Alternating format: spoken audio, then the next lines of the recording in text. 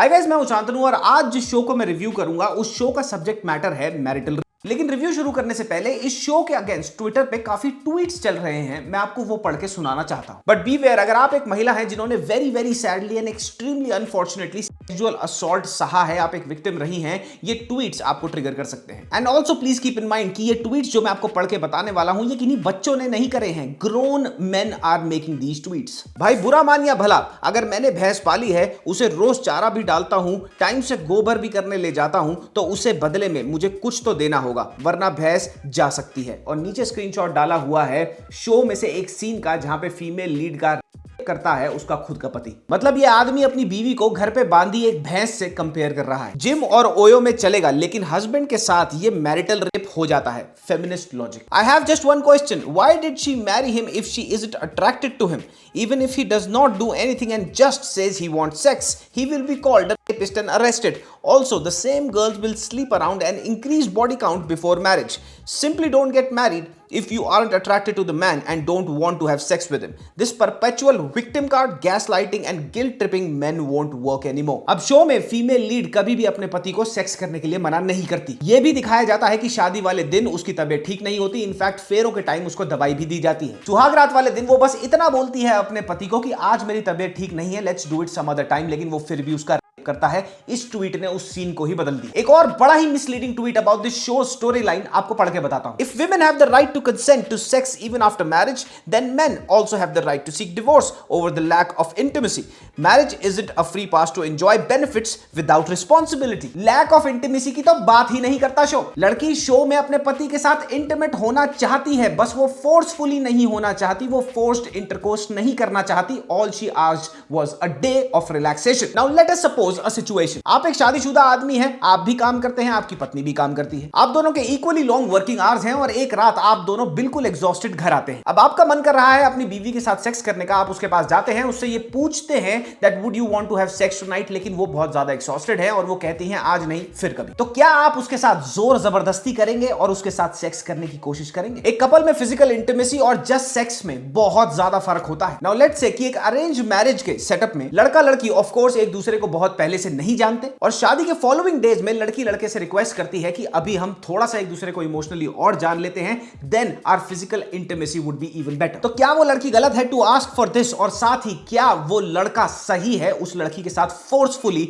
Intimate होने के लिए? कितना मुश्किल है ये समझना कि शादी के बाद बीवी आपके पैर का जूता नहीं बन जाती, घर वालों के लिए एक डोर मैट नहीं बन जाती। एग्जैक्टली यही कहानी है हॉटस्टार, जियो हॉटस्टार के नए शो चिरैया की। अब एक कहानी कहता है ये शो और एक कहानी कहते हैं इस शोज के आने वाले रिएक्शंस। शो बात करता है एक ऐसे इशू की, एक ऐसी कहानी की जो हमारे सोसाइटी में एग्जिस्ट करती है, और इस शो को देखने के बाद अपने रिएक्शंस देते हुए एक तबका ऐसा है जिसका कहना है कि पति अपनी पत्नी से सेक्स करने से पहले कंसेंट क्यों मांगे, क्योंकि शादी से पहले तो इसके 10 फिजिकल पार्टनर्स रह चुके हैं लड़की के। जिसका ये कहना है कि लड़की ने शादी ही क्यों करी जब उसको एक ही कमांड में अपने पति के कपड़े नहीं उतारने थे। एंड डिस्गस्टिंगली सो इस तबके का यह भी कहना है कि एक पति जब चाहे जब उसका मन करे अपनी पत्नी के साथ जोर जबरदस्ती के साथ सेक्स कर सकता है, और अगर वो कुछ कहती है तो वो गलत है। मैं पति हूं, अधिकार है मेरा भाभी। और साथ ही अगर ऐसे शो बनते हैं, ये वाली प्रॉब्लम को एड्रेस करना चाहते हैं, लाइमलाइट में लेके आना चाहते हैं, तो वो एक एंटी मेल प्रोपेगेंडा है। एंड माइंड यू, ये एग्जैक्टली वही लोग हैं जिनको अगर गलती से भी पता चल जाए कि इनके क्लोज रिलेशन में अगर किसी महिला के साथ ये होता आया है तो ये जान लेने पर आमादा हो जाएंगे। इस शो की कहानी बहुत सिंपल होते हुए भी बहुत ही ज्यादा एक्सट्रीमली कॉन्वोल्यूटेड और कॉम्प्लेक्स, क्योंकि ये मैरिटल रेप के जैसे एक ऐसे इशू के बारे में बात करती है जो इंडियन सोसाइटी और साथ ही Indian law, Indian judiciary accept नहीं करना चाहता कि ये एग्जिस्ट करता है। मैरिटल इस अपराध के विरुद्ध कोई कानून नहीं। एक अरेंज्ड मैरिड कपल में sex out of emotional understanding and emotional intimacy और sex just for the sake of having sex में बहुत फर्क होता है, और इस शो की कहानी उसको बहुत ही बढ़िया तरीके से एक्सप्लोर करती है। शो में आपको देखने को मिलता है कि कैसे एक मिडिल क्लास की पढ़ी लिखी लड़की जो प्रोग्रेसिव है अपने सोच विचार में, उसकी शादी तय हो जाती है एक मिडिल क्लास लड़के से जिसका घर परिवार अच्छा है, जिसके दादा पापा अच्छे पढ़े लिखे हैं, और वो ऐसा लगता है कि बहुत ही अच्छा पढ़ा लिखा लड़का होगा और दोनों का जो मैच है वो बहुत ही कंपैटिबल नजर आता है। In the initial episodes. इन दोनों की शादी हो जाती है, सब कुछ गुडी गुडी, सब कुछ ऑल वेल नजर आता है, लेकिन शादी की सुहागरात से लेके up until the next 7 days कहानी हमारे समाज में होने वाली एक ऐसी चीज का चेहरा दिखाती है जिसको बहुत सारे लोग प्रोपेगेंडा बोल रहे हैं। ये बहुत ही आसानी से भूल जाते हैं कि just because it has not happened with you और a woman you dearly know और dearly love, that does not mean that it is not happening with other women. Show में दिखाई हुई प्रॉब्लम जो औरतें आज से नहीं सदियों से हमारे देश में फेस करती आ रही हैं, उसको समझने के बजाय आगे से आर्ग्यूमेंट आ रहे हैं कि भैया क्या होता है उन फेक केसेस का, इतने मर्द मारे जाते हैं, फेक केसेस में फंसते हैं। तो हाँ, फेक केसेस होते हैं, ये एक बहुत बड़ी प्रॉब्लम है, कोई इस चीज को डिनाई नहीं कर रहा। बहुत अच्छे और बहुत वेल मीनिंग मर्द भी ऐसे फेक केसेस की बलि चढ़ते हैं। जैसे कुछ गिरे हुए मर्द होते हैं, बिल्कुल वैसे ही कुछ गिरी हुई औरतें भी होती हैं जो लॉ जुडिशरी में जो लूप होल्स एग्जिस्ट करते हैं उसको यूज करती हैं विक्टिमाइज करने के लिए मर्दों को भी। और इस शो में एक मर्द जो कि मेल लीड है इस शो का, वो बिल्कुल ऐसे ही जुडिशरी में लॉ में एक लूप होल के जरिए अपनी बीवी को एक्सप्लॉइट करता है, क्योंकि उसको पता होता है कि वो जेल कभी नहीं जाएगा। मैरिटल रेप केसेस और फेक रेप केसेस, ये दोनों समाज में प्रॉब्लम्स एग्जिस्ट करती हैं, बट जस्ट बिकॉज ये शो मैरिटल के बारे में बात कर रहा है तो ट्विटर पे कुछ लोगों को लग रहा है कि ये एंटी मेल प्रोपेगेंडा हो गया, ये तो फेक केसेस के बारे में बात ही नहीं कर रहे। जो मैरिटल की कहानी से डील करता है, शो ये दिखाना चाहता है कि कैसे बच्चों को, लड़कियों को बचपन से ही ये सिखाया जाता है कि शादी के बाद तुम अपने पति की जागीर बन जाती हो। जो कि कहानी में अपने साथ होने वाले मैरिटल की प्रॉब्लम जब ये लड़की लेके जाती है अपनी ननद के पास, अपनी देवरानी के पास, तो उसको क्या सुनने को मिलता है, दैट विल शॉक यू। जब एक पढ़ी लिखी लड़की अपनी मां तक को ये बताती है कि मां सुहागरात पे मेरे साथ ऐसा ऐसा हुआ, और उसकी मां सामने से ये बोले कि ये थोड़ी होता है, ये तो हो ही नहीं सकता, तुमने शादी करी है, तुम गलत बोल रही हो, तुम्हारा पति सही है, देन यू वुड रियलाइज कि कितनी ज्यादा वेल रूटेड ये है प्रॉब्लम हमारे समाज में। नो का तो यहाँ सवाल ही नहीं उठता ना, पत्नी की क्या नो। पत्नी धर्म का मतलब जानती हो? आदमियों के अगेंस्ट होने वाले फेक केसेस के बारे में शोज बनने चाहिए, सैकड़ों शोज बनने चाहिए, that is the need of the hour, nobody is denying that. But just because इस शो के अंदर औरतों की एक प्रॉब्लम को दिखाया गया है डज नॉट मीन कि एक प्रोपेगेंडा बन जाता है। इस शो के एक एपिसोड में एक ऐसा शॉट है जहां पे लड़की इतनी ज्यादा ऊब जाती है, फिजिकली एग्जॉस्ट हो जाती है, वो सुन नहीं रहा होता, लेकिन उसको 24 घंटे सेक्स चाहिए होता है। वो क्या करती है, अपने आप को सेल्फ कर लेती है। वो शॉट जब आप देखेंगे ना, you would and up crying. और ये कोई छोटा मोटा सेल्फ वाला सीन नहीं है, जब आप इसको देखेंगे योर गट विल रेंच। पूजा, दिव्या दत्ता का जो कैरेक्टर है शो के पहले 2.5 से 3 एपिसोड्स में you would hate that woman, but then जैसे जैसे शो आगे बढ़ेगा, कहानी अनफोल्ड होती जाएगी, उनका कैरेक्टर चेंज होता है, और वो किन सर्कमस्टांसेस में कैसे चेंज होता है, why she decides to change herself, is actually very good writing. अब हिसाब हम करेंगे।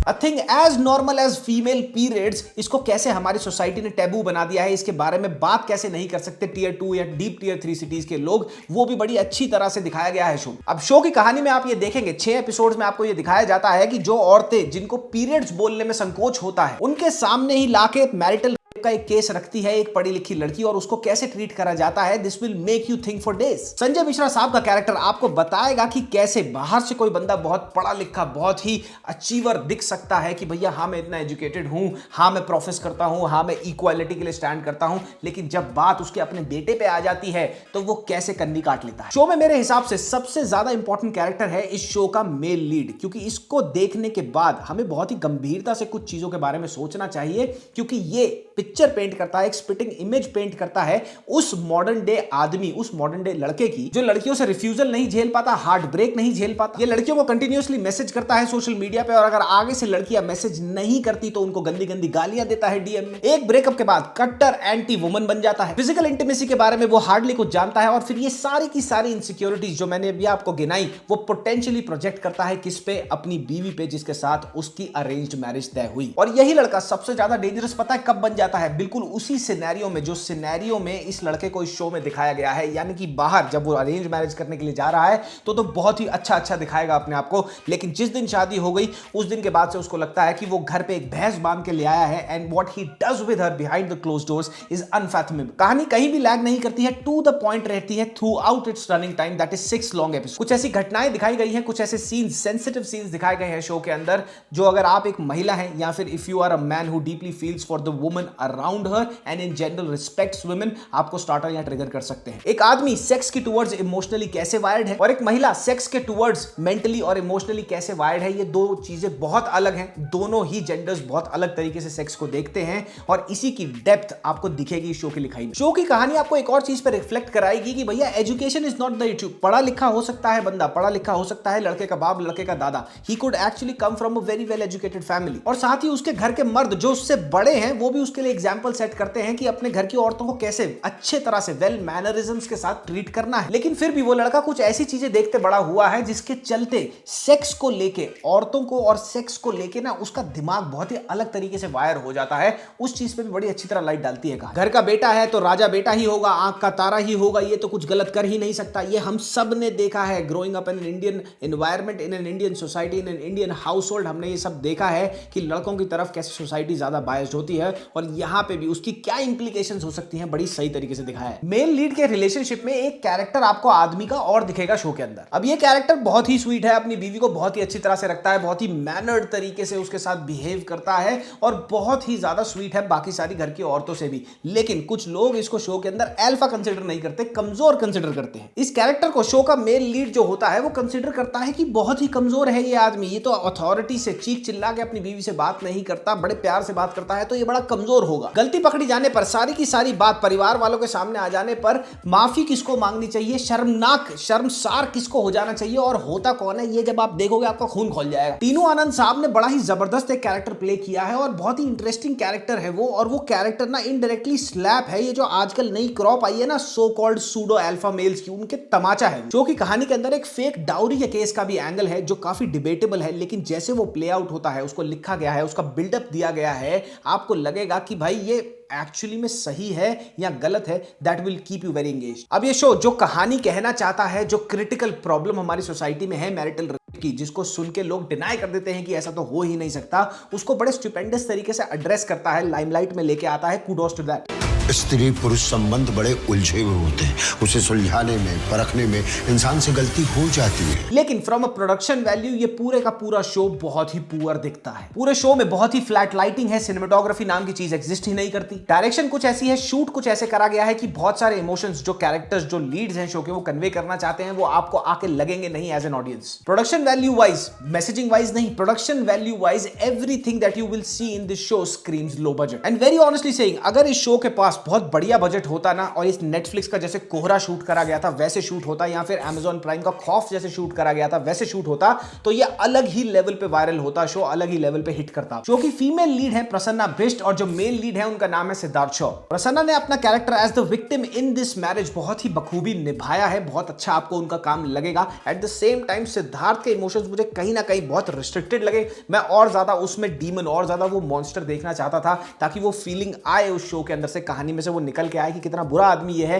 वहां पे वो चूक गया। दिव्या दत्ता का काम, उनका कैरेक्टर बहुत ही ज्यादा एक्सेप्शनल तो नहीं बताऊंगा मैं, उन्होंने बहुत उनकी बॉडी ऑफ वर्क में बहुत अच्छे काम इन द पास्ट रह चुके हैं। यहां पे वो कुछ एपिसोड्स में बड़ी क्रिंज और इरिटेटिंग लगने लगती हैं, बट उनका character will grow on you as the show progresses. Sanjay Mishra साहब को कोई भी रोल दे दो वो नेल करेंगे ही, बात उनकी एक्टिंग की है ही नहीं, लेकिन बात यहां पे उनकी गंदी सी विग की है। मुझे समझ नहीं आ रहा वो विग इनको दी क्यों गई, वही विग मिली थी कुछ और दे देते। ओवरऑल डायरेक्शन मेरे को कुछ ऐसी लगी शो की कि एक्टर्स अपना बेस्ट अगर दे भी रहे हैं तो वो निकल के आ नहीं रहा है, वो आपको लग नहीं रहा है। बट नॉनदलेस छोटा बजट है, इन्होंने जितना उसमें बन पाया वो दिखता है, इन्होंने बेस्ट करने की कोशिश करी। And please the topic that it talks about, we must watch it, we must support such type of web shows. Twitter पे इसके अगेंस्ट बहुत सारी चीजें चल रही हैं और ये कोई पहली बार नहीं हो रहा। सान्या मल्होत्रा की ये फिल्म मिसेज आपको याद होगी, मैंने इसको रिव्यू भी किया था। इस फिल्म में सान्या का हर कैरेक्टर घर का हर काम जो उस घर के मर्द चाहते हैं वो करने के लिए तैयार होती है, और इन एक्सचेंज वो क्या मांगती है, उसको थोड़ा फ्रीडम मिल जाए अपने डांस का ड्रीम परस्यू करने के लिए। और सोशल मीडिया पे कुछ लोगों ने ये फैला दिया फिल्म के अगेंस्ट कि भैया फिल्म में उसका पति उसको रोटी बनाने को बोलता है तो वो बनाती नहीं है, इंस्टेड वो अपना फ्रीडम मांगती है, जबकि ऐसा कुछ भी नहीं था दूर दूर तक फिल्म के अंदर। और इस शो के साथ, चिरैया के साथ भी यही करा जा रहा है इस टाइम। शो में फीमेल लीड अपने पति के साथ, अरेंज्ड मैरिज जिसके साथ उसकी हुई है,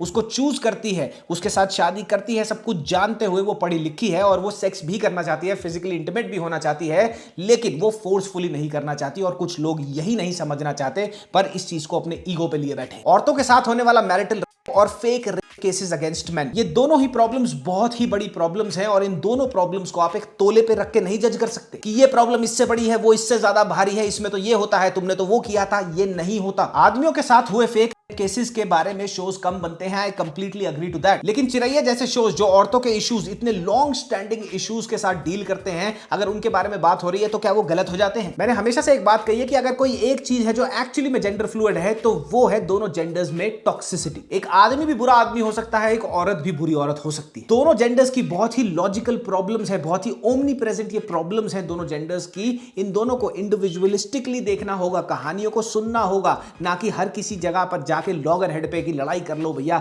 हमारे जेंडर के साथ तो ये हुआ, तुम्हारे के साथ तो वो हुआ। ये करने से कोई भी सॉल्यूशन नहीं निकलेगा। इस शो में दिखाए गए मैरिटल के सब्जेक्ट को भद्दे मीम्स में कन्वर्ट कर दिया जा रहा है, ये दिखने के लिए कि वो बहुत कूल है। और हाँ, एक मीम और एक स्टैट बहुत तरीके से वायरल करा जा रहा है ट्विटर के ऊपर, और उसका कहना है कि इस शो के मेकर्स ने ये दिखाया है कि 82% ऑफ द विमेन, एक स्टडी में पाया गया, that are victims at the hand of marital. Number 1, show में ऐसा स्टैट कहीं पे भी नहीं दिखाया जाता है। नंबर 2, ये स्टैट गलत ही नहीं, बहुत ज्यादा absurd भी है। और अगर मार्केटिंग टीम जो इस शो की है, अगर कोई है, इतना छोटा इनका बजट है, मुझे लगता नहीं कोई बहुत बड़ी मार्केटिंग या पीआर टीम होगी इसके पीछे। अगर है और उन्होंने ये डेलिबरेटली करने की कोशिश करी है, that this is a very very wrong thing, you should never have done this. अगर ये इंफॉर्मेशन शो को प्रमोट करने के लिए इनकी पीआर टीम ने करा है तो वो गधे हैं, और जो इस इंफॉर्मेशन को यूज करके अपना केस इन पॉइंट ये बना रहे हैं कि ये शो प्रोपेगेंडा है, एंटी मेल प्रोपेगेंडा है, वो उनसे भी बड़े गधे हैं। Shows like Chiraiya and female led females like Mrs are very important for our society. ऐसी फिल्मों की बहुत ही इंडेलिबल जगह है हमारी सोसाइटी के अंदर। तो भैया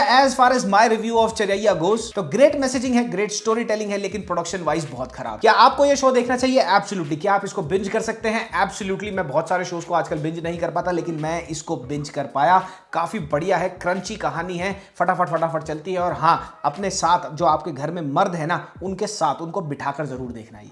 आपको कैसी लगी ये वीडियो कमेंट सेक्शन में जरूर कमेंट करते जाना, और इस कमेंट सेक्शन में अब क्या क्या होने वाला है, समाज का एक आईना आपको वहां भी देखने को मिल जाएगा। नेक्स्ट वीडियो होगी रामायण पे, उसके बाद एक वीडियो में ड्रॉप करूंगा that how the 3 Khans who have ruled Bollywood since forever, जब से हम बचपन से अभी तक देखते आ रहे हैं, they have ruled it, now they are getting irrelevant. और उसके बाद आएगा चंद्रिका यानी वड़ा पाव वाली का रोज। तो मिलते हैं अगली वीडियो में, तब तक के लिए मामा मियां लजाने पप्पी, बाय बाय।